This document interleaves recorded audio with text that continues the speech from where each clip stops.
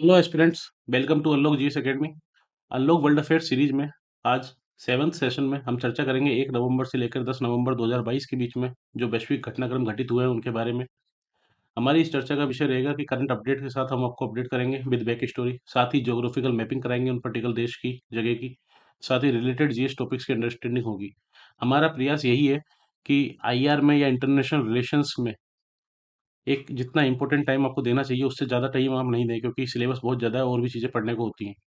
इसलिए हम चाहते हैं कि इसको समराइज कर दिया जाए और 10 दिनों का करंट अफेयर्स, 10 दिनों का वर्ल्ड अफेयर्स आपको 1 या डेढ़ घंटे के अंदर समराइज करके बता दिया जाए, ताकि आपका टाइम बचे और आपको और चीज़ों की तैयारी करने के लिए। क्योंकि अगर आप देखें मेंस में, तो मेंस में 1 या 2 क्वेश्चन या मैक्सिमम 2 से ज़्यादा क्वेश्चन पूछ लिए जाते हैं कई बार आईआर से रिलेटेड। और प्री की अगर बात करें तो प्री में इंटरनेशनल ऑर्गेनाइजेशन से 1 या 2 क्वेश्चन, या इसके अलावा साथ ही मैपिंग के जो लोकेशन कहीं इंपॉर्टेंट रही है, न्यूज़ में रही है, उसके बारे में क्वेश्चन पूछ लिया जाता है।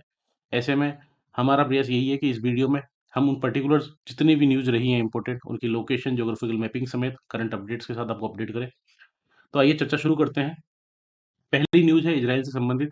इजराइल की आप लोकेशन देख सकते हैं। इजराइल की बाउंड्री लगती है लेबनान के साथ, सीरिया के साथ, जॉर्डन के साथ। इधर सऊदी अरब के साथ बाउंड्री नहीं लगती है, ये याद रखिएगा। और इधर इजिप्ट के सिनाई पेनिनसुला के साथ। इधर गाजा स्ट्रिप है और ये वेस्ट बैंक है। इजराइल मेडिटेरेनियन सी में सीमा रखती है इजराइल। इजराइल की न्यूज़ है कि इजराइल में इलेक्शन हुए हैं अभी, और ये फिफ्थ इलेक्शन थे इजराइल के। 4 साल में 5वें इलेक्शन हुए हैं, 4 साल के अंदर। इसमें नेतन्याहू, बेंजामिन नेतन्याहू, जो इजराइल के लॉन्गेस्ट सर्विंग प्राइम मिनिस्टर हैं, इनको जीत मिली है। इनकी पार्टी है लिक्विड पार्टी। लिक्विड पार्टी को जीत मिली है। लिक्विड पार्टी की को लेकर इन्होंने एक कोalition ब्लॉक बनाया था जिसका नाम है right wing block. Right wing block, उसमें कई अन्य भी पार्टी हैं, उसमें एक लिक्विड पार्टी थी। इनको जीत मिली है फाइनली। और ये 25वीं जो पार्लियामेंट बनेगी, 25th पार्लियामेंट जो है इजराइल की, जिसको नेसेट बोलते हैं, उसके लिए चुने गए हैं, जिसमें लगभग 67 लाख इजरायली सिटीजन्स ने वोट किया। और 120 मेंबर की ये पार्लियामेंट होती है, जिसमें 64 सीट्स मिली हैं इनके कोलिशन ब्लॉक को, राइट विंग ब्लॉक। अगर बात करें वोटर टर्नआउट की, तो वोटर टर्नआउट जो रहा था इसमें रहा था 71.3%, जो कि 2015 के बाद से हाईएस्ट था। 64 सीट मिली, जिसमें से 32 सीट मिली इनकी लिक्विड पार्टी को और 32 सीट मिली अदर पार्टीज को। इसी में एक और पार्टी थी जो कि बेन गवीर की पार्टी है। बेन गवीर, ये हैं Ben Gvir. Ben Gvir far right leader है, अल्ट्रा नेशनलिस्ट लीडर हैं, और ये पैलेस्टीन के कोज के अगेंस्ट है, साथ ही एलजीबीटीक्यू कम्युनिटी के अगेंस्ट है। इनके बारे में बताया जाता है कि प्रो सेटलमेंट वाले हैं, जो चाहते हैं कि ये पैलेस्टीन वाला जो रीजन है वेस्ट बैंक और गाजा स्ट्रिप में, उसमें इजरायली पर्सन्स का सेटलमेंट किया जाए। साथ ही ये रेसिस्ट, कई ओपोजिशन पार्टी द्वारा बोला जाता है कि रेसिस्ट लीडर हैं इनकी पार्टी के साथ। तो ऐसा माना जा रहा है कि इजराइल में जो ये कोलिशन आया है, ये मोस्ट राइट विंग गवर्नमेंट है इजराइल की हिस्ट्री में, आज तक की हिस्ट्री में। नेतन्याहू खुद राइटिस्ट लीडर हैं, लेकिन ये जो कोलिशन बन के सामने आया है, ये मोस्ट राइट विंग कोलिशन है इजराइल की हिस्ट्री में, अभी तक की हिस्ट्री में। और इसके बाद भी माना जा रहा है कि जो इजराइल और पैलेस्टीन का विवाद चल रहा है, उसके बढ़ने की संभावना, उस कन्फ्लिक्ट के बढ़ने की संभावना और बढ़ जाएगी, क्योंकि वो कन्फ्लिक्ट और बढ़ेगा ये राइट विंग गवर्नमेंट के आने के बाद। अगर इजराइल की आप फिजिकल लोकेशन देखें, तो ये फिजिकल लोकेशन है जिसमें ये लेक टिबेलस है। यहीं पर है डेड सी। डेड सी वर्ल्ड का डीपेस्ट हाइपर सेलाइन हाइपर सेलाइन लेक है। और डेड सी की अगर लोकेशन देखें, तो डेड सी इधर एक तरफ है, बाउंड्री लगती है जॉर्डन के साथ, इधर इजराइल के साथ, इधर वेस्ट बैंक के साथ। डेड सी में ही आके जॉर्डन रिवर गिरती है, जो कि माउंट मेरोन से आती है, गोलन हाइट से। ये गोलन हाइट वाला रीजन है सीरिया का। यहीं पर आप देखें तो ये नेगेव डेजर्ट है, और यहीं है गल्फ ऑफ अक्काबा, जो कि इजराइल का पोर्ट है रेड सी की तरफ यहाँ पर। वैन गवीर को लेके, वैन गवीर की तरफ से बताया गया है कि ये मिनिस्टर बनना चाहते हैं इजरायली पुलिस का। लेकिन इसको लेके कई लोगों के द्वारा प्ली दी गई है कंजर्वेटिव जूरी को। उनको कहा गया है कि नेतन्याहू को कि इनको मिनिस्टर नहीं बनाया जाए, क्योंकि ये मिनिस्टर बन जाते हैं, उसके बाद से चीज़ें ज़्यादा सही तरीके से नहीं चल पाएंगी, क्योंकि ये अल्ट्रा नेशनलिस्ट लीडर हैं, फार राइट गवर्नमेंट वाले लीडर हैं। और ऐसे में फिलिस्तीन के साथ पैलेस्टीन के साथ जो कॉन्फ्लिक्ट है उसको बढ़ने की संभावना काफ़ी ज़्यादा हो जाती है। अभी जैसे ही बेंजामिन नेतन्याहू की जीत हुई, उसके बाद गाजा की तरफ से रॉकेट्स छोड़े गए इजराइल पे, इसमें कोई दुर्घटना नहीं हुई। अगर हम पैलेस्टीन की बात करें तो ये पैलेस्टीन का मैप देख सकते हैं कि पैलेस्टीन 1917 में ये वाला पूरा रीजन जो कि पैलेस्टीन का था, 1948 में जब इजराइल की स्थापना होती है उसके बाद से पैलेस्टीन इस पर्टिकुलर रीजन में जो वेस्ट बैंक वाला रीजन है और ये गाजा स्ट्रिप वाला रीजन है इसमें सिमट के रह जाता है। 1967 के बाद इसमें से इजराइल का ऑक्यूपाई कर लेता है गाजा बैंक को और वेस्ट गाजा को और वेस्ट बैंक को, और ओस्लो अकॉर्ड होता है 1995 में। ओस्लो अकॉर्ड में इस पूरी टेरिटरी को 3 भागों में डिवाइड कर दिया गया, ए, बी, सी, जिसमें ए भाग था जो पैलेस्टीन कंट्रोल करता था, बी पार्ट था, बी एरिया था जिसको जॉइंटली पैलेस्टीन और इजराइल कंट्रोल करते थे, और तीसरा पार्ट था जिसको केवल इजराइल कंट्रोल करता था। 2020 में एक कंडीशन है जिसमें बताया जाता है कि लगभग जितनी टेरिटरी में ऑलरेडी पैलेस्टीन था 1917 में, उसको 15 से लेके 18% टेरिटरी में समेट दिया गया है। ये पैलेस्टीन का मैप हमने देख लिया। इसी को लेके प्रधानमंत्री नरेंद्र मोदी के द्वारा बधाई दी गई नेतन्याहू को, बेंजामिन नेतन्याहू को उनकी जीत पर। प्रधानमंत्री नरेंद्र मोदी के अगर आप देखें तो ये पहले पीएम है, फर्स्ट पीएम है जो इजराइल की ट्रेवल पे गए थे। इन्होंने विजिट किया था इजराइल को, पहले पीएम है भारत के जिन्होंने इजराइल को विजिट किया था, और ये टर्निंग पॉइंट था इंडिया इजराइल रिलेशनशिप में। और इसी तरह से देखें तो प्रणब मुखर्जी ये पहले राष्ट्रपति थे भारत के जो इजराइल की विजिट पे गए थे 2015 में। और ये प्रधानमंत्री नरेंद्र मोदी की जो विजिट हुई थी उसके बाद से इजराइल इंडिया के रिलेशन जो कि काफ़ी ज़्यादा टर्निंग पॉइंट आ गया था। ट्रेड की अगर हम बात करें इजराइल और इंडिया के बीच में तो लगभग 900 मिलियन डॉलर का, 900 मिलियन डॉलर का ट्रेड होता था 2000 में, सन 2000 में, लेकिन वो ट्रेड बढ़कर कितना हो गया है, 8 बिलियन डॉलर का। 8 बिलियन डॉलर का ट्रेड होता है इजराइल और इंडिया के बीच में अभी 2021 में। लेटेस्ट जो डाटा है वो यही है। साथ ही अगर बात करें तो 40% जो इंडिया का आर्म्स आता है, 40% जो इंडिया आर्म्स एक्सपोर्ट करता है, इम्पोर्ट करता है सॉरी, वो इजराइल से ही करता है। साथ ही साइबर सिक्योरिटी में कोऑपरेशन मिलता है इजराइल के साथ। अगर आप देखें तो इंडिया इजराइल रिलेशन को अभी 30 साल भी हुए हैं, 30 एनिवर्सरी थी इंडिया इजराइल रिलेशन की। India Israel launch comedy logo to mark 30 anniversary diplomatic ties, इस तरह का लोगो भी लॉन्च किया गया इंडिया इजराइल रिलेशन पे 30 एनिवर्सरी पे।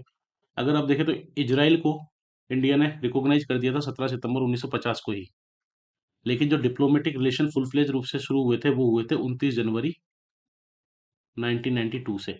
इसलिए 2022 में 13 एनिवर्सरी मनाई गई इंडिया इजराइल के बीच में। 2018 में, 2018 में बेंजामिन नेतन्याहू की विजिट हुई थी इंडिया में, और काफ़ी इंपॉर्टेंट विजिट थी जिसमें तीन मूर्ति जो चौक है दिल्ली में उसका नाम बदल कर तीन मूर्ति हैफा चौक रख दिया गया है। तीन मूर्ति चौक जो मेनली है ये तीन लेंसर्स के लिए है, एक है हैदराबाद लेंसर्स, एक है मैसूर लेंसर्स, और एक है जोधपुर लेंसर। ये तीन बटालियंस थी मेनली जो हैफा में पहुंची थी वर्ल्ड वार फर्स्ट के समय, और जिन्होंने हैफा को जीता था 23 सितंबर 1918 को। और 2018 को लगभग 100 साल बाद बेंजामिन नेतन्याहू जब इंडिया की विजिट पे आए तो इस पर्टिकुलर चौक का जो दिल्ली में है तीन मूर्ति चौक, इसका नाम बदल के रख दिया गया तीन मूर्ति हैफा चौक। हैफा की अगर आप लोकेशन देखें तो ये है हैफा, और अभी हाल ही में अडानी ग्रुप ने इस पोर्ट को अक्वायर किया है, हैफा पोर्ट को। यहीं पे है तेल अवीव जो इजराइल की पहले कैपिटल थी, और कई देश अभी भी इजराइल कैपिटल इसी को मानते हैं, लेकिन जेरूशलम को कुछ देश जिसमें यूएसए, कोसोवा और गुआटेमाला, ये देश इजराइल की जेरूशलम कैपिटल जेरूशलम को कंसीडर करते हैं। पहले ऑस्ट्रेलिया भी इसको कंसीडर करता था, पर ऑस्ट्रेलिया ने डिसीजन को रिवर्स कर दिया अभी कुछ दिनों पहले, और दोबारा से उन्होंने तेल अवीव को इजराइल की कैपिटल के रूप में रिकॉग्नाइज किया है। नेक्स्ट न्यूज है ईरान से रिलेटेड। ईरान में महसा अमीनी की डेथ के बाद, महसा अमीनी की डेथ हुई सितंबर 16 को, और इनको जो इजराइल की मोरलिटी पुलिस है, ईरान की सॉरी ईरान की मोरलिटी पुलिस है, उसने हिजाब कोड के कारण गिरफ्तार किया कि उन्होंने हिजाब नहीं पहना हुआ था, और मारपीट में इनकी मृत्यु होगी। इसके बाद से ईरान में प्रोटेस्ट चल रहे हैं काफ़ी ज़्यादा, और इस प्रोटेस्ट में लगभग माना जा रहा है कि 14,000 लोगों को अरेस्ट किया गया है और लगभग 270 से अधिक लोग मारे जा चुके हैं प्रोटेस्ट को कर्टेल करने में। अब ईरान की तरफ से न्यूज़ आएगी कि ईरान ने लगभग 1,000 लोगों को, जो कि जिनको अरेस्ट किया गया है इन प्रोटेस्ट में, उनका पब्लिकली ट्रायल किया जाएगा सबका। ईरान की अगर आप लोकेशन देखें तो ये ईरान की कैपिटल है तेहरान। ईरान की बाउंड्री लगती है पाकिस्तान के साथ, अफगानिस्तान के साथ, तुर्कमेनिस्तान के साथ, अजरबैजान के साथ, आर्मेनिया के साथ, टर्की के साथ, इधर इराक के साथ, और ईरान की नॉर्दर्न बाउंड्री लगती है कैस्पियन सी के साथ। साथ ही साउदर्न बॉर्डर लगती है पर्शियन गल्फ के साथ। यहीं पर है स्ट्रेट ऑफ हॉर्मुज।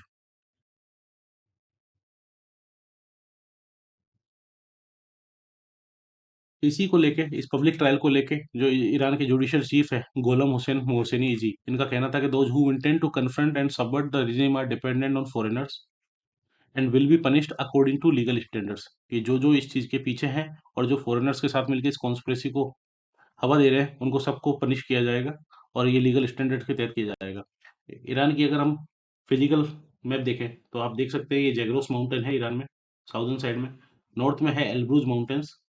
यहीं पर है माउंट देवोवर जो कि हाईएस्ट पीक है ईरान की, और यहीं पर है माउंट देवोवर पास के बाद पास में है ईरान की कैपिटल तेहरान। यहीं पर दो जो डेजर्ट है, दस्ते कबीर नॉर्थ में और दस्ते लूत साउथ में। यहीं पर बंदर अब्बास पोर्ट है स्ट्रेट ऑफ हॉर्मुज पे, और ये यमन का इलाका है ये वाला स्ट्रेट ऑफ हॉर्मुज पे। नेक्स्ट न्यूज है ईरान की, वो है ईरान के सऊदी अरेबिया पे अटैक को लेके।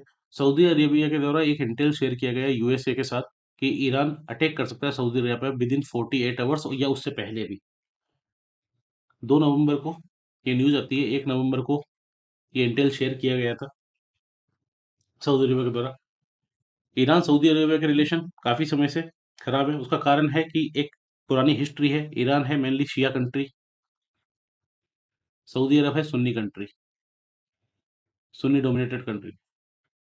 ऐसे में ये जो क्लेश चलता रहता है वो तो चलता ही रहता है। उसके अलावा एक क्लेश चलता है मुस्लिम वर्ल्ड पे डोमिनेशन को लेके, सऊदी अरब वर्सेस ईरान। सऊदी अरब और यूएसए ब्लेम करते हैं ईरान को कि जो सऊदी अरब पे अटैक हुए थे 2019 में, जिसकी वजह से ईस्टर्न सऊदी अरब पे अटैक हुए थे, जिसमें ऑयल प्रोडक्शन काफी कम हो गया था, प्राइसेस काफी बढ़ गई थी, और इसके लिए वो शहीद ड्रोन, जो ईरान की शहीद ड्रोन है जिसका अभी यूज किया जा रहा है यूक्रेन में, इसको ब्लेम करते हैं और ईरान को ब्लेम करते हैं। साथ ही ब्लेम करते हैं कि जो हूथी रिबल्स हैं यमन में, इनको सपोर्ट करता है ईरान, और ये हूथी रिबल्स अटैक करते हैं फाइनली फिर सऊदी अरब पे।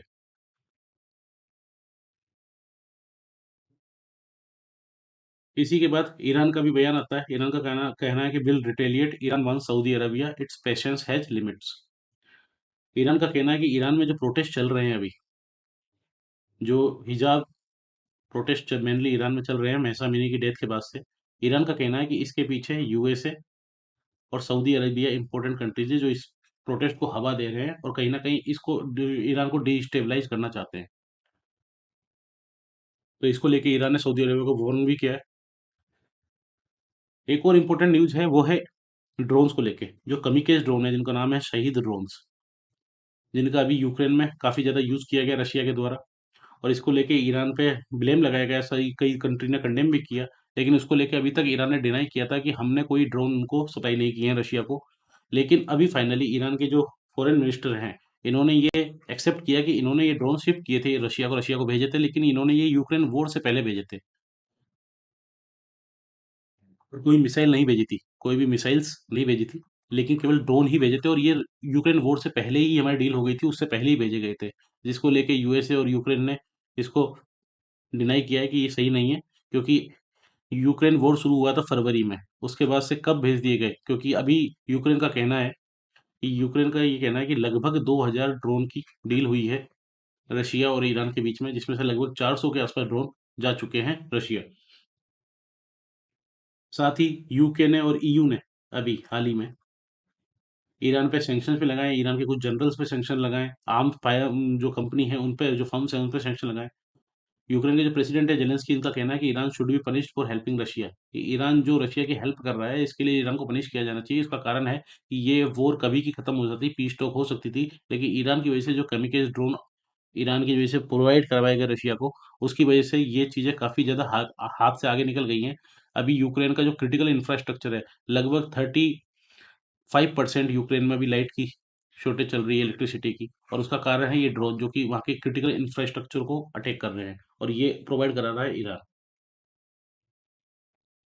अभी एक और रिपोर्ट निकल के आई है, इस रिपोर्ट में कहा गया है, ये प्राइवेट मीडिया हाउसेस के द्वारा रिपोर्ट आई है, जिसमें कहा गया है कि रशिया के द्वारा $140 मिलियन कैश भेजा गया, जिससे वेस्टर्न आर्म्स को कैप्चर किया गया।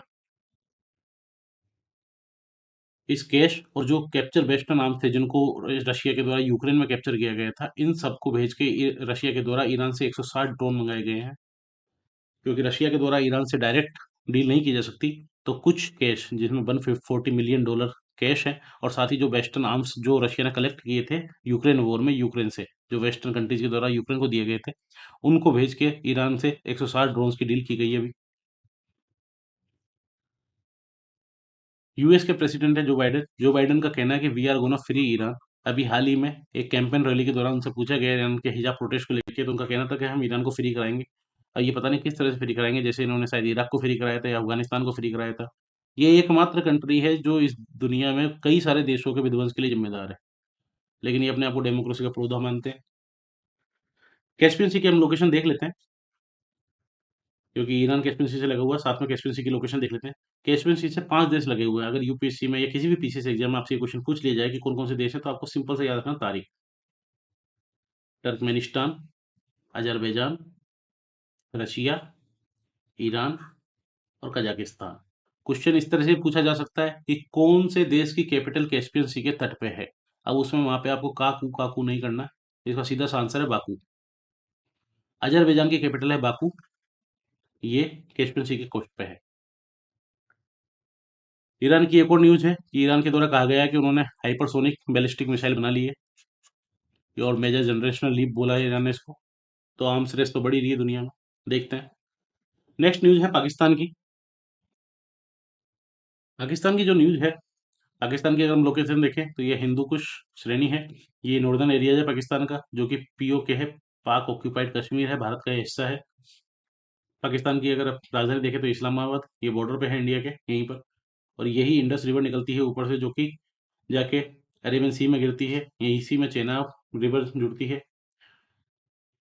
यहीं पर है बलूचिस्तान वाला प्लेटू, जो कि बलूचिस्तान प्रोविंस है पाकिस्तान का, और ये है सिंध प्रोविंस, ये पंजाब प्रोविंस है। ये खैबर पख्तूनवा वाला रीजन है, ये खैबर पास है यहीं पर। पाकिस्तान के जो पीएम है शहबाज शरीफ, ये अभी चाइना की विजिट पे हैं, और चाइना की विजिट पे ये प्रेसिडेंट जी जिनपिंग से भी मिलेंगे। वहाँ पर ये डिस्कस करेंगे सीपेक को, साथ ही डिस्कस करेंगे जो बायलैटरल टाइज हैं चाइना पाकिस्तान के बीच में। सीपेक की अगर हम बात करें तो 2013 में प्रोजेक्ट शुरू हुआ था बेल्ट एंड रोड इनिशिएटिव के तहत, और ये $65 बिलियन का प्रोजेक्ट है। और शी जिनपिंग का ये ड्रीम प्रोजेक्ट माना जाता है। शी जिनपिंग के साथ उनकी मीटिंग होगी, जिसमें रिलेशनशिप बढ़ाने की बात की जाएगी, फ्रेंडशिप बढ़ाने की बात की जाएगी। साथ ही मीटिंग होगी जो चाइना के प्रीमियर है ली केकियांग, उनके साथ में इनकी मीटिंग होगी। सीपेक की अगर हम लोकेशन देखें तो ये शुरू होता है काशगर से, जिंजियांग रीजन से चाइना के, और ये पहुंचता है ग्वादर पोर्ट पे, बलूचिस्तान प्रोविंस से होते हुए।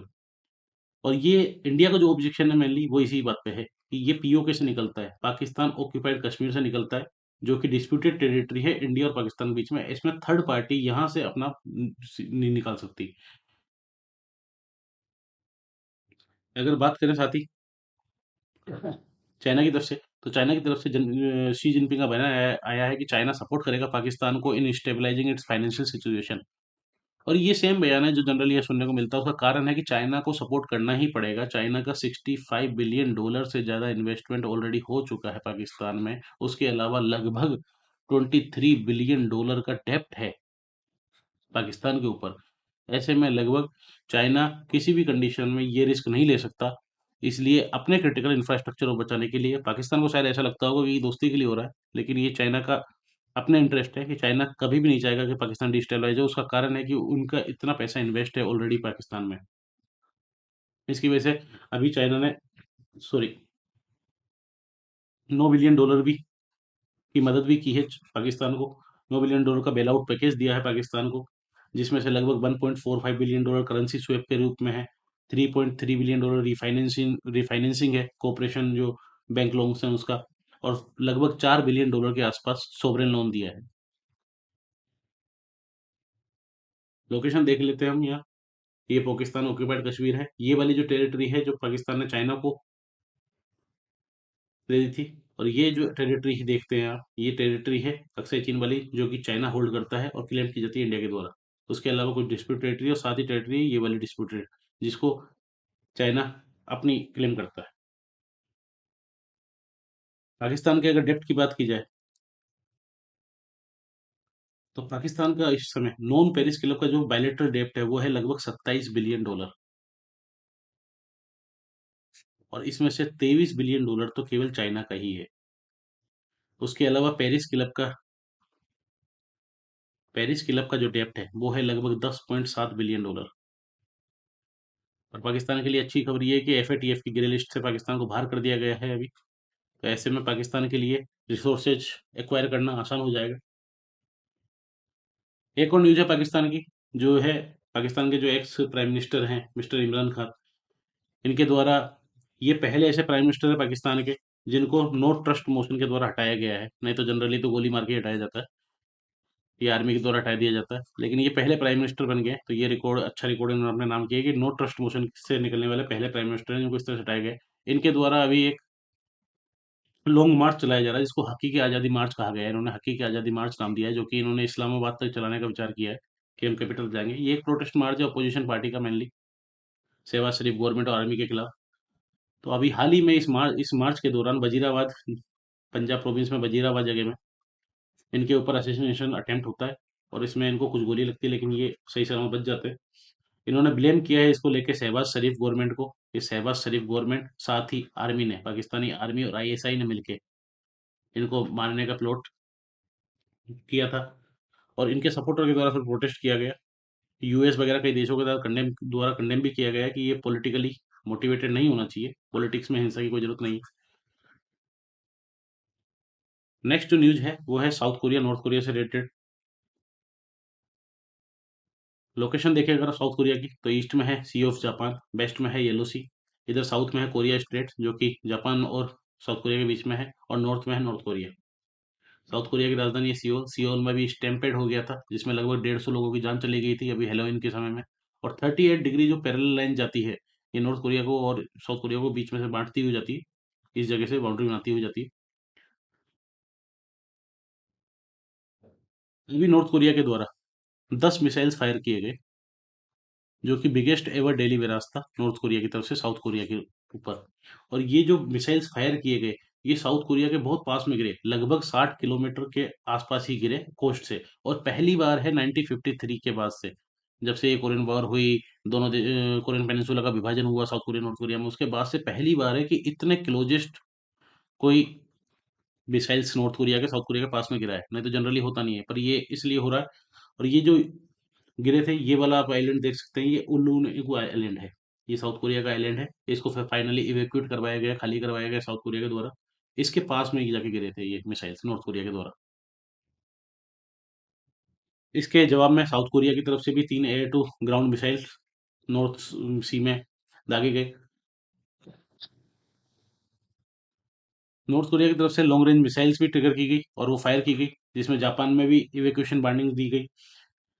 ऐसा बोला गया कि 3 मिसाइल फायर की गई, जिसमें से इंटरकॉन्टिनेंटल बैलिस्टिक मिसाइल भी थी एक। और ये उस समय हुआ जब यूएस के जो डिफेंस सेक्रेटरी हैं, वो मिल रहे थे साउथ कोरिया के अपने डिफेंस काउंटर पार्ट से। कहाँ पर? पेंटागन में। उस समय नॉर्थ कोरिया ने ये प्रोवोकेशन वाली कार्रवाई की।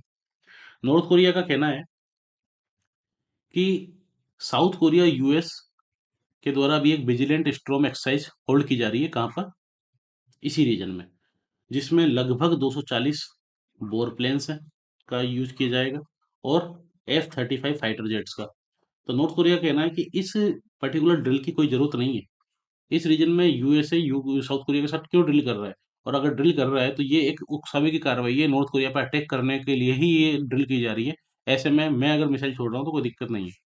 तो नॉर्थ कोरिया ने इस चीज़ को लेकर अपने आप को डिफेंड किया है।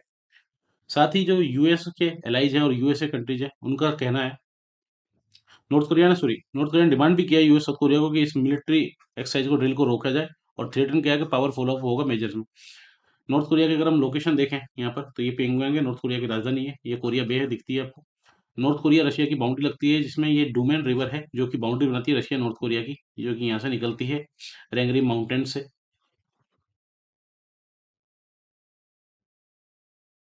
और इमजिन रिवर जो कि साउथ कोरिया नॉर्थ कोरिया की थोड़ी सी बाउंड्री बनाती है। यहीं पे 38 डिग्री पैरेलल लाइन है, ये सी ऑफ जापान। यूएस एलाइज का कहना है, यूएसए और एलाइज कंट्री का कहना है कि जो प्रोवोकेशन हो रही है नॉर्थ कोरिया के द्वारा, ये इसको नॉर्थ कोरिया को दो ही कंट्री हैं जो प्रोटेक्ट कर रहे हैं। और ये डायरेक्टली उन्होंने चाइना और रशिया के ऊपर ब्लेम किया था कि चाइना और रशिया दो ही कंट्री है जो नॉर्थ कोरिया को ब्लेम प्रोटेक्ट कर रहे हैं, नॉर्थ कोरिया को बैक कर रहे हैं। और अगर आप देखें तो इस पर्टिकुलर रीजन में अगर यूएसए पहुंचता है तो नॉर्थ कोरिया से ज्यादा खतरा है किसी एक कंट्री को, वो कंट्री है ये। और ये डायरेक्टली यूएसए से कन्फ्रंट नहीं कर सकते, इसलिए इनडायरेक्टली नॉर्थ कोरिया को बैक बैक करते हैं, ताकि नॉर्थ कोरिया अपना जो पुराना दुश्मनी है या जो डिस्प्यूट है साउथ कोरिया को लेके, उसको डील कर सके। और ये चाइना और रशिया के द्वारा कंप्लीटली बैक किया जाता है नॉर्थ कोरिया को इसको लेके। क्योंकि नॉर्थ कोरिया ने, अगर आप देखें, 2022 में 59 बैलिस्टिक मिसाइल्स को लॉन्च किया है, और इसको प्रोटेक्ट किया जाता है प्रोवोकेशन के। चाइना का कहना है कि नॉर्थ कोरिया कोई प्रोवोक नहीं कर रहा, साउथ कोरिया और यूएसए प्रोवोक कर रहे हैं, वो यहाँ पे आके एक्सरसाइज कर रहे हैं, मिसाइल लॉन्च कर रहे हैं। तो ऐसे में नॉर्थ कोरिया गुस्सा हो ही जाता, तो उसमें क्या हो गया। बाकी मई में अगर आप देखें तो मई 2022 में एक सिक्योरिटी काउंसिल का रेजोल्यूशन आया था, जिसमें सैंक्शंस लगाना था नॉर्थ कोरिया पे, और सैंक्शंस को टफर करना था, और चाइना और रशिया ने इस पर्टिकुलर रेजोल्यूशन को ब्लॉक किया था। चाइना का, रशिया का कहना है कि आप टॉक्स कीजिए, डिप्लोमेसी पे जाइए, डायलॉग पे जाइए, उसको बढ़ाइए नॉर्थ कोरिया के साथ। जापान के जो पीएम है, फूमियो किशिदा, इनके द्वारा बयान दिया गया है, इनका द्वारा कहा गया है कि हम अपनी मिलिट्री जो पावर है उसको स्ट्रेंथन करेंगे, उसको और बढ़ाएंगे, क्योंकि हमें थ्रेट्स है नॉर्थ कोरिया से, चाइना से। ऐसे में हमको हमारी मिलिट्री जो स्ट्रेंथ उसको बढ़ानी पड़ेगी। जापान अपने आप को पैसिफिस्ट कंट्री मानता है, जो कि मेनली काम करता है कि हम आर्म्स रेस में नहीं घुसेंगे। लेकिन शिंजो अबे, जो कि लेट शिंजो अबे, जो कि जापान के पहले पीएम थे, जिनकी अभी मृत्यु हो गई, शिंजो अबे के द्वारा इनके कॉन्स्टिट्यूशन में चेंज किया गया, और कॉन्स्टिट्यूशन में चेंज करके पैसिफिस्ट नेशन से डिफेंसिव नेशन वाली बात की गई, जिसमें इन्होंने कहा कि डिफेंस के लिए, हमारे अपने बचाव के लिए, डिफेंस के लिए हम आर्मी रखने को तैयार हैं। और अब फाइनली फूमियो किशिदो के द्वारा कहा गया कि हम मिलिट्री को स्ट्रेंथन करेंगे। जापान की अगर हम लोकेशन देखें, ये इन्होंने कहा था इंटरनेशनल लेबर रिव्यू के समय, इंटरनेशनल लेबर रिव्यू हो रहा था, जो इंटरनेशनल फ्लीट रिव्यू है, और ये 2022 में जापान इसको होस्ट कर रहा है। ये हो रहा सगामी बे में। सगामी बे कहाँ है? ये सगामी बे की लोकेशन है। टोक्यो जो राजधानी है जापान की, ये सगामी बे पे यहीं अवस्थित है। ये सगामी बे है। जापान की अगर लोकेशन देखें, तो जापान के ये आइलैंड है, Hokkaido island, Honshu island, Sea of Okhotsk का आप ऊपर देख सकते हैं रशिया के पास। यहीं पर है सी ऑफ जापान, इधर है पैसिफिक ओशियन ईस्ट में। Hokkaido island, Honshu island, Shikoku island, और ये क्योशू आइलैंड। फिर ये ईस्ट चाइना सी आ जाता है, ये रियोकू आइलैंड है, जिनको लेके चाइना और रशिया, जापान में डिस्प्यूट्स है काफी ज्यादा। यहीं पर है नागासाकी, आपको दिखता है क्योशू आइलैंड पे, और शिकोकू आइलैंड पे है हिरोशिमा।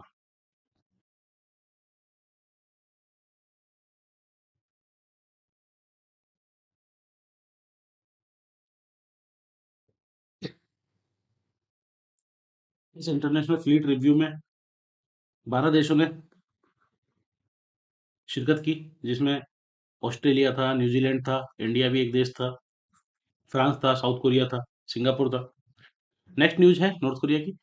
नॉर्थ कोरिया से जब पूछा गया कि ये मिसाइल टेस्ट क्यों किए जा रहे हैं, और इतने ज़्यादा इस लेवल पे क्यों किए जा रहे हैं, तो नॉर्थ कोरिया का सीधा सा कहना था कि मिसाइल टेस्ट किए जा रहे हैं, प्रैक्टिस कर रहे हैं, मर्सीलेसली अटैक करेंगे साउथ कोरिया पे, स्ट्राइक करेंगे साउथ कोरिया और यूएस पे। तो किम जोंग उनका तो क्या ही कहे। ठीक है, आगे चलते हैं।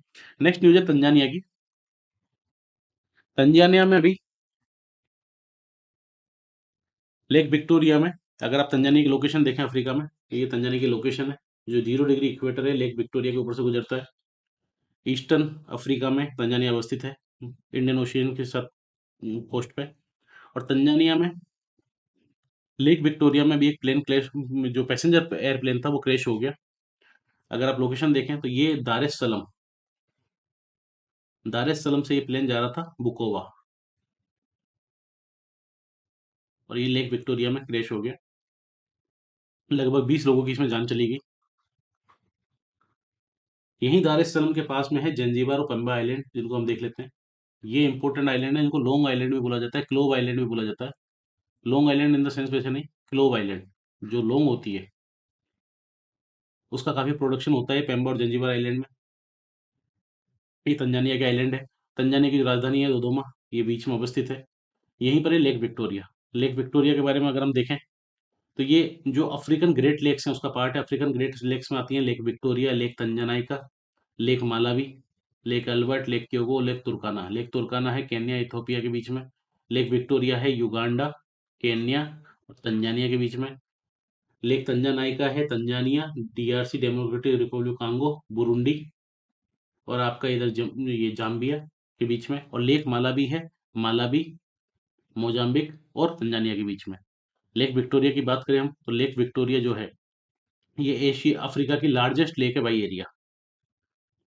अफ्रीका की लार्जेस्ट लेक है बाई एरिया। और ये वर्ल्ड की लार्जेस्ट ट्रॉपिकल लेक है, दुनिया की लार्जेस्ट ट्रॉपिकल लेक वर्ल्ड की। साथ ही ये second largest fresh water lake है। फ्रेश वाटर लेक है। पहली कौन सी है? Superior. Superior lake great lakes जो की है यूएसए में। और साथ ही इसका जो विभाजन है वो है केन्या के पास, जो इसका ये हिस्सा है वो है 6% हिस्सा केन्या के पास। युगांडा के पास जो हिस्सा है वो है 45% हिस्सा। और तंजानिया के पास जो हिस्सा है वो है 49% हिस्सा। जो इक्वेटर है वो नॉर्दर्न हिस्से से, लेक विक्टोरिया के जो नॉर्दर्न पार्ट है यहाँ से इक्वेटर रेखा निकलती है, 0 डिग्री इक्वेटर निकलता है। विक्टोरिया जो नदी है, नाइल नदी, जो कि वाइट ब्लू नील्स को बोलते हैं, जो कि बाद में जाके वाइट नील के साथ मिलकर नील नाइल रिवर के रूप में इजिप्ट के पास से मेडिटेरियन सी में गिरती है, वो यहीं से निकलती है लेक विक्टोरिया से।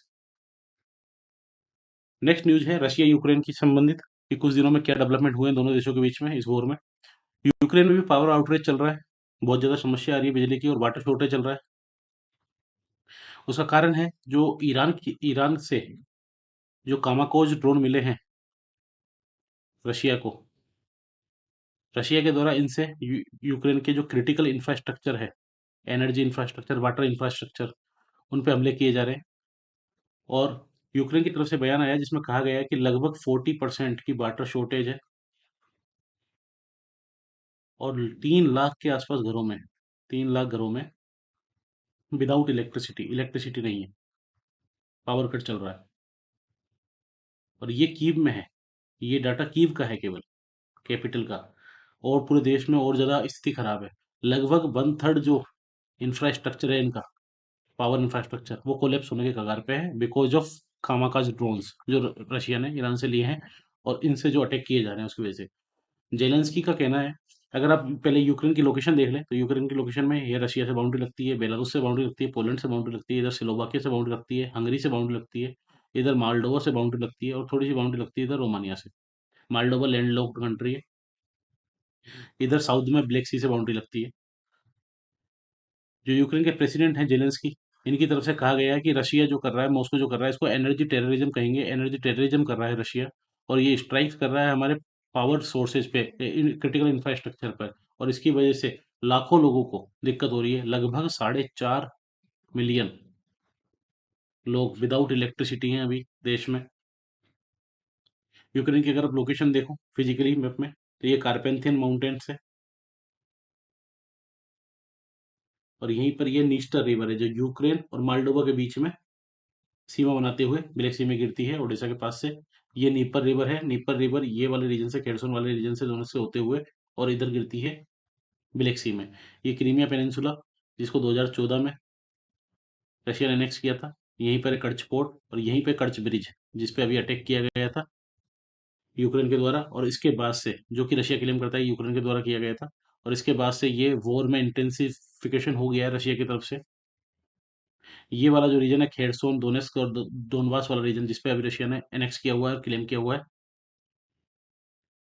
यूक्रेन ने वार्न किया है रशिया को कि ये जो ब्रूटिलिटी की जा रही है ईस्टर्न रीजन में, जो रशिया ने ऑक्यूपाई किए रीजन को, ईस्टर्न रीजन को, इनमें ब्रूटिलिटी की जा रही है, लोगों को हैरास किया जा रहा है, परेशान किया जा रहा है और पावर प्लांट्स को अफेक्ट किया जा रहा है।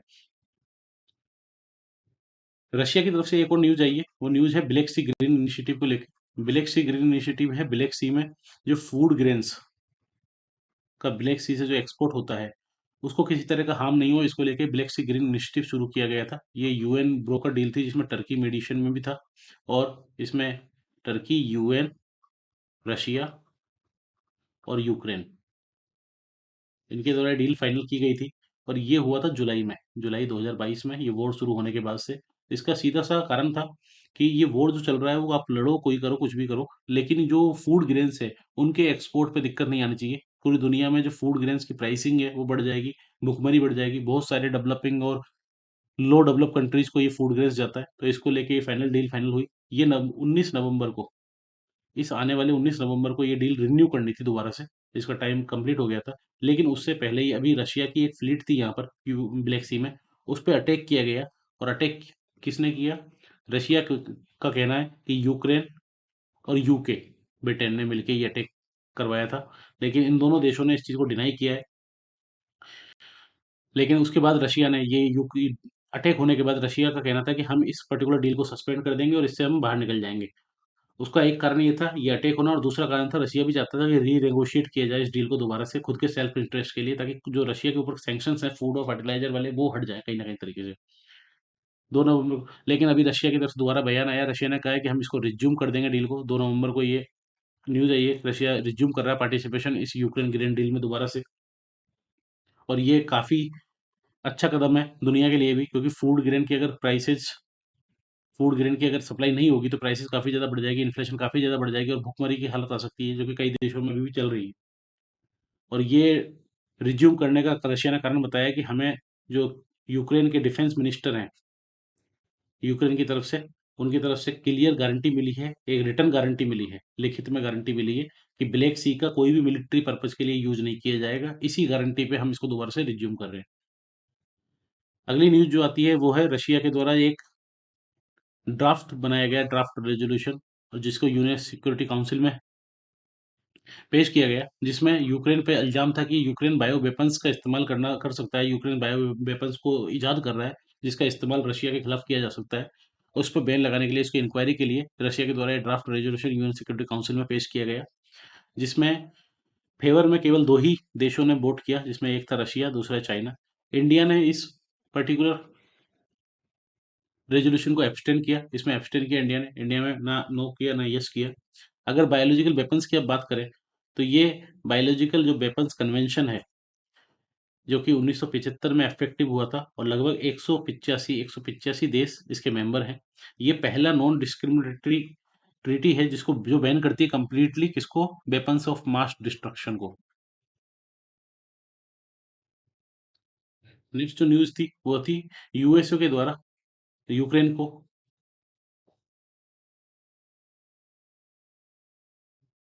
पूछा गया, यूक्रेन को बोला गया कि यूक्रेन रिमेन ओपन रहे, टॉक्स के लिए, नेगोशिएशन पीस के लिए उनको इनकरेज किया गया, दोबारा से प्रेरित किया गया यूएसए के द्वारा कि आप नेगोशिएशन के लिए तैयार रहें, नेगोशिएशन के लिए ओपन रहें, अपने आप को बंद नहीं करें कि नेगोशिएशन नहीं करेंगे। क्योंकि जेलेंस्की के द्वारा पहले भी ये बयान दिया गया था और अभी भी इस तरह का बयान दिया गया था कि हम नेगोशिएशन रशिया से तभी करेंगे जब रशिया हमारी पूरी टेरिटरी को छोड़ देगा, इंक्लूडिंग क्रीमिया।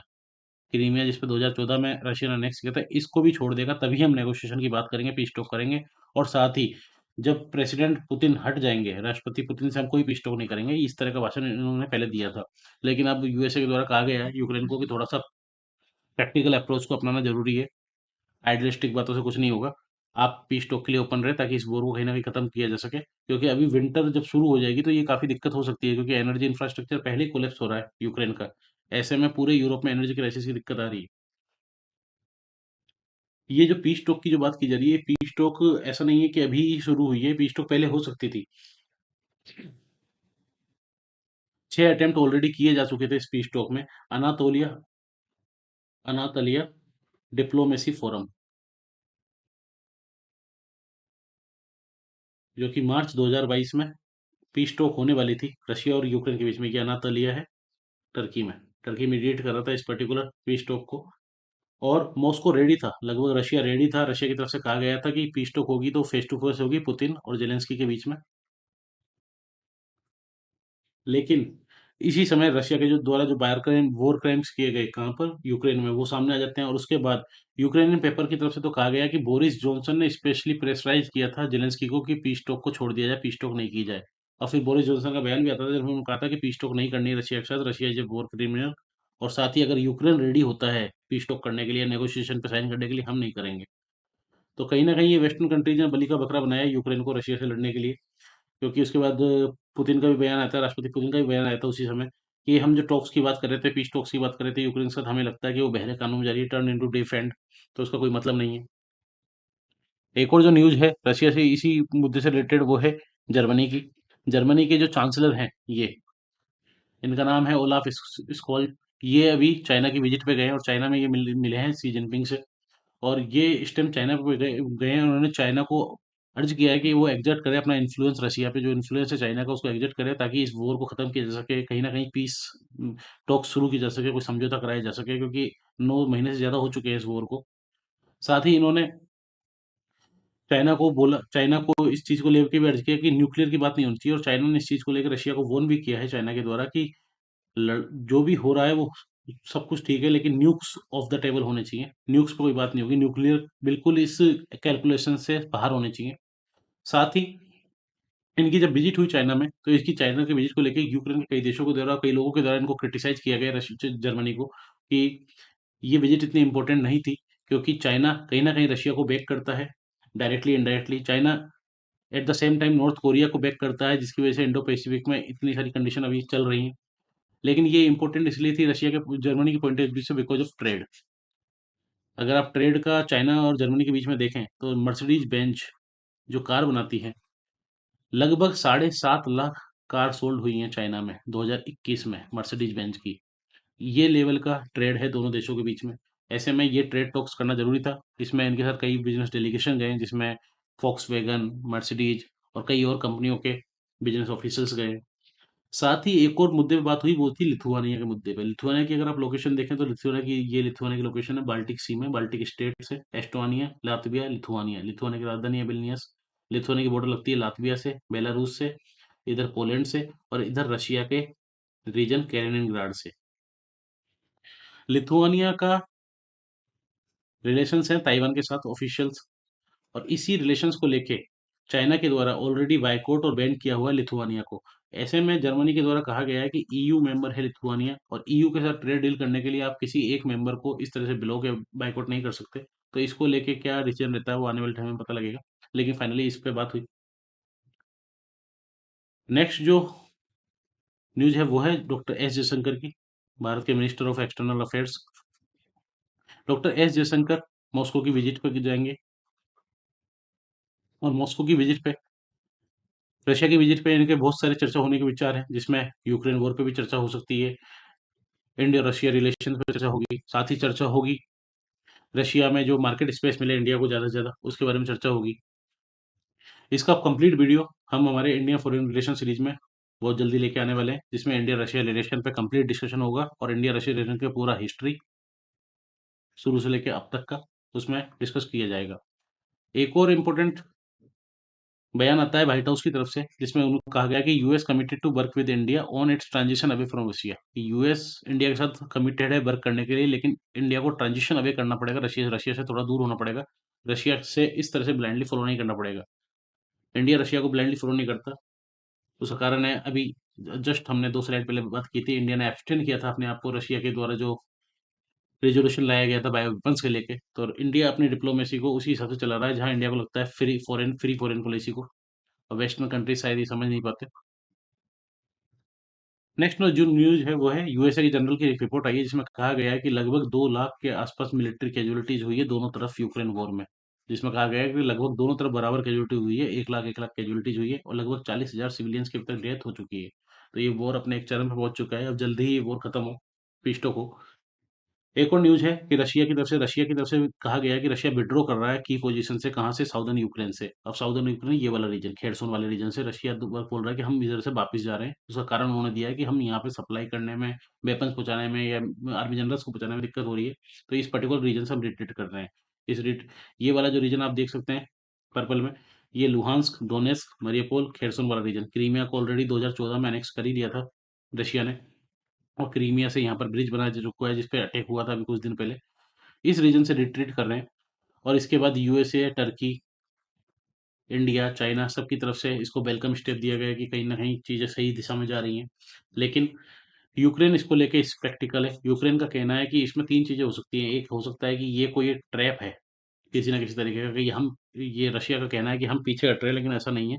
रशिया रिट्रीट करने की बात कर रहा है, लेकिन जब तक यूक्रेन की फोर्सेज़ यहाँ आएँगी तो रशिया दोबारा से अटैक कर सकता है। एक ये ट्रैप हो सकता है। दूसरा उनका कहना है कि हो सकता है ये टाइम कंज्यूमिंग प्रोसेस हो, क्योंकि इतना आसान नहीं है कह देना और करना, क्योंकि लगभग यहाँ पे 30 से 40 हजार के आसपास रशियन सोल्जर्स हैं, और ऐसे में इन सबको इवैक्यूएट करना, यहाँ से रिट्रीट करना, इसमें लग जाएंगे लगभग कुछ वीक्स, ऑलमोस्ट मंथ। और ऐसे में विंटर सामने ही है, और रशिया कहीं ना कहीं यही चाहता है कि जल्दी से जल्दी विंटर आ जाए, विंटर आने का ही वेट कर रहा है, क्योंकि एनर्जी क्राइसिस ऑलरेडी चल रहा है पूरे यूरोप में, यूक्रेन में। एनर्जी इंफ्रास्ट्रक्चर यूक्रेन का लगभग 1/3 के आसपास खत्म कर दिया गया है। ऐसे में रशिया चाहता है कि विंटर आने पे रशिया यूक्रेन को उस कंडीशन में ला सकता है, पूरे यूरोपियन कंट्रीज को या वेस्टर्न कंट्रीज को, कि वो पीस टॉक के लिए राजी हो जाए।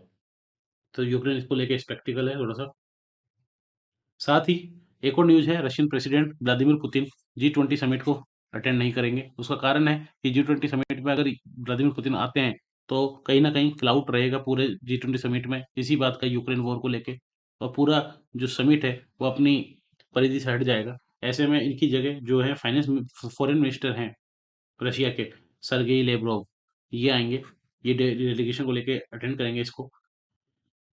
ये जो G20 समिट है, ये इंडोनेशिया में होना है, इंडोनेशिया के बाली में, और 15 नवंबर से ये समिट होगा। तो नेक्स्ट जब वीडियो हमारी आएगी उसमें हम इसको डिस्कस करेंगे।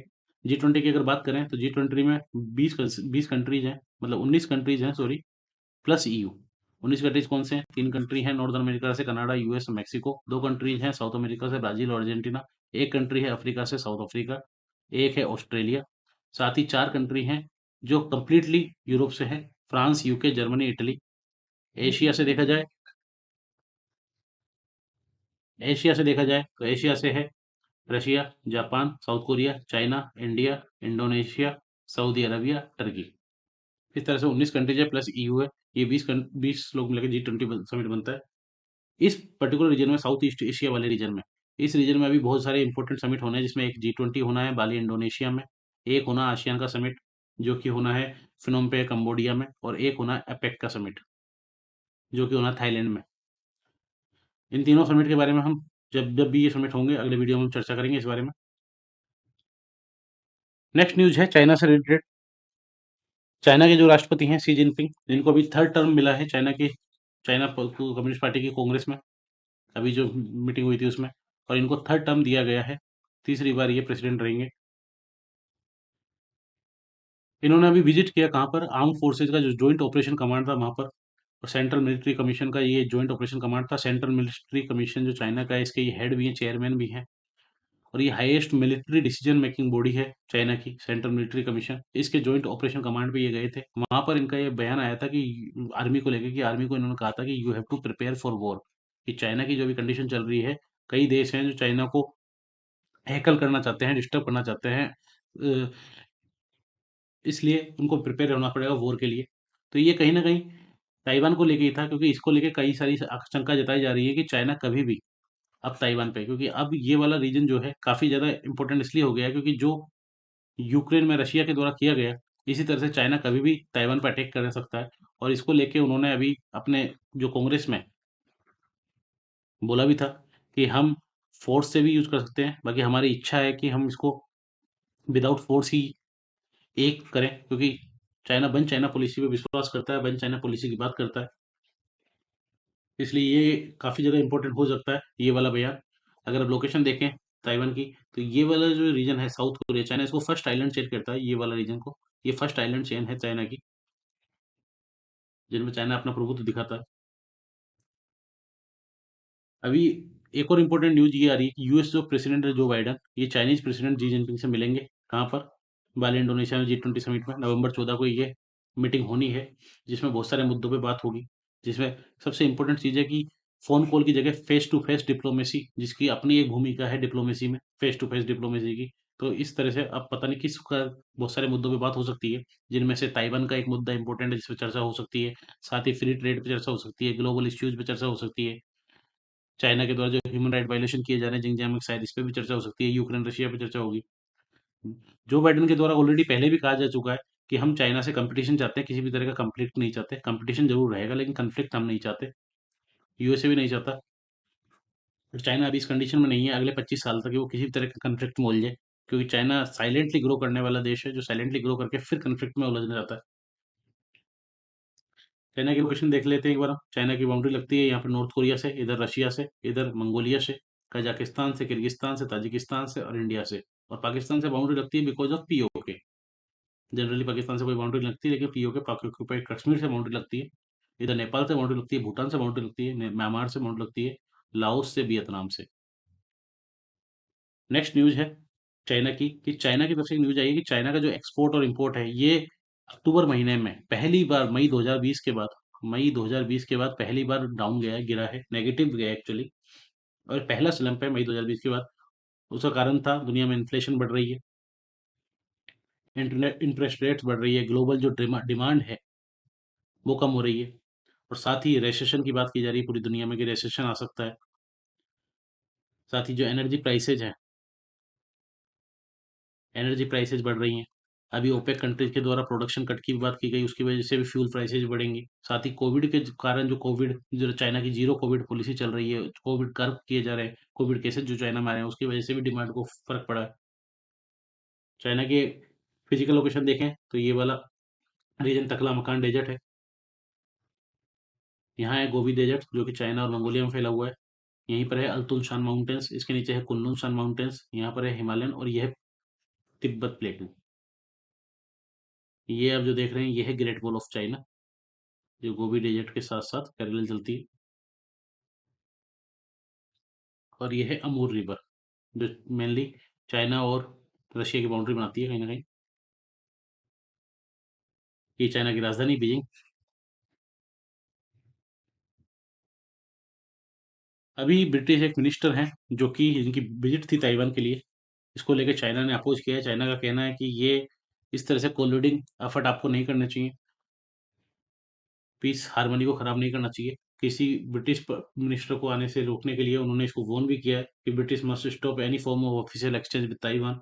साथ ही उन्होंने कहा है कि ये एक प्रोवोकेटिव उकसावे की कार्रवाई मानी जाएगी अगर इस तरह की विजिट होती है तो। ताइवान की अगर हम लोकेशन देखें तो ताइवान की राजधानी है ताइपे, ऋषिकेश इंटरनेशनल एयरपोर्ट है ताइवान का।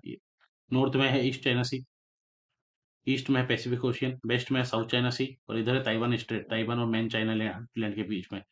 साउथ में है लूजोन स्ट्रेट जो कि लूजोन आइलैंड जो कि फिलीपींस का आइलैंड है, लूजोन स्ट्रेट। मिसलेनियस न्यूज में हम चर्चा करेंगे कुछ और इंपॉर्टेंट न्यूज़ों की, जो कि एक न्यूज़ है पोलैंड की। पोलैंड का कहना है कि पोलैंड दीवार बना रहा है, कहाँ पर? रशिया की बॉर्डर से। अब आप पोलैंड की लोकेशन देखें तो ये पोलैंड की लोकेशन है, ये वॉर्सो है पोलैंड की राजधानी। पोलैंड और ये रशिया है। कहाँ बॉर्डर लगती है पोलैंड? इस जगह पे। ये रीजन है कलिनिनग्राड जो कि रशिया का रीजन है, और यहाँ पे बॉर्डर लगती है। पोलैंड का कहना है कि रशिया यहाँ से फैसिलिटेट कर रहा है क्या? इलीगल माइग्रेंट्स को बॉर्डर क्रॉसिंग कराना चाह रहा है, एशियन अफ्रीकन माइग्रेंट्स को। और ये हो रहा है बेलारूस की मदद से। ऑलरेडी बेलारूस वाले बॉर्डर पे पहले भी मेजर माइग्रेशन माइग्रेशन क्राइसिस हो चुका था लास्ट ईयर, और इसको लेके स्टील वॉल, इस बाउंड्री पे स्टील वॉल बना दी गई है जो कि जून 2022 में बनके तैयार भी हो गई है।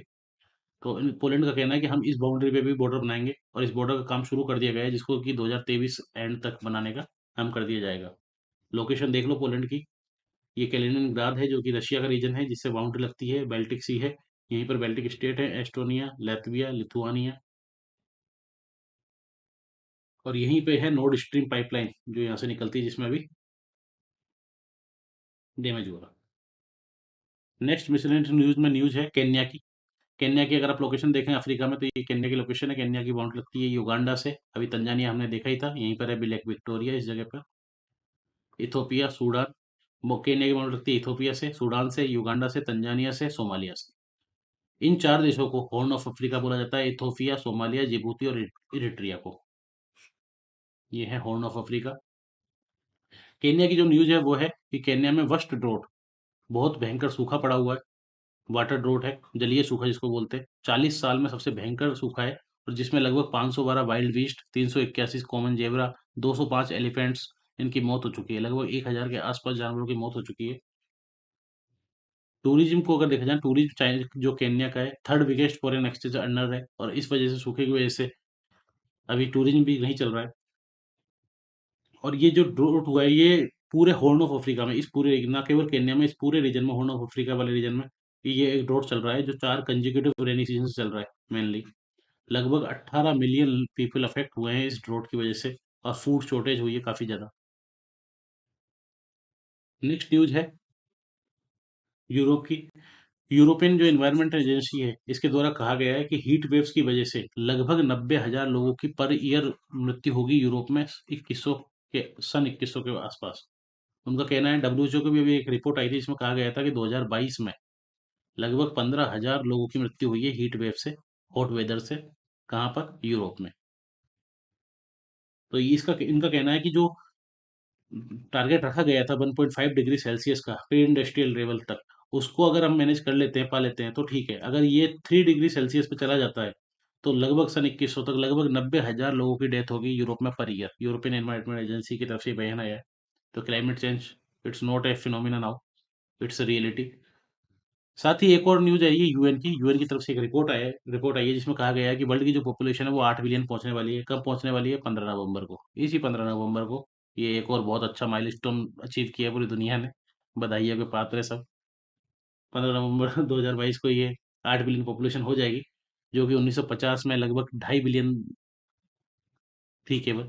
2.5 बिलियन से 8 बिलियन पॉपुलेशन होने वाली है। अगर आप टाइमलाइन देखें तो 1990 में 5.3 बिलियन, 7.6 बिलियन, और यूएन की रिपोर्ट में कहा गया है कि 21 होता है ये 11.2 बिलियन हो जाएगी। 2050 तक 9.8 बिलियन हो जाएगी। साथ ही कहा गया है कि फर्टिलिटी रेट जो है, फर्टिलिटी रेट कम हुई है। फर्टिलिटी रेट जो कि 1950 में, फर्टिलिटी रेट की बात करें जो कि 1950 में थी 5, जो कि 2021 में 2.3 चाइल्ड पर वुमेन हो गई है और साथ ही 2050 तक इसके 2.1 होने के चांसेज है। ऐसे में फर्टिलिटी रेट कम है और जो एवरेज जो लाइफ एक्सपेक्टेंसी है ये बढ़ चुकी है। ये 1990 में एवरेज लाइफ एक्सपेक्टेंसी थी 63 साल, जो कि बढ़ के 2019 में लगभग 72-73 साल हो चुकी है और इसके 2050 तक 77th ईयर्स होने की संभावना है, because of miracle of science and modern technology.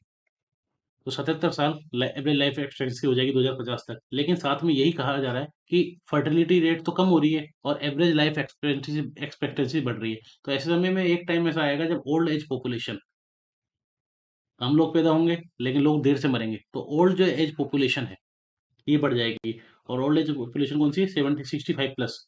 तो ये जो अभी 2022 में लगभग 10% के आसपास है 65 प्लस की जो पॉपुलेशन है, ओल्ड एज पॉपुलेशन, जिसका कि माना जा रहा है कि 2050 में ये 50%, सॉरी 16% के आसपास, 16% के आसपास हो सकती है ओल्ड एज पॉपुलेशन।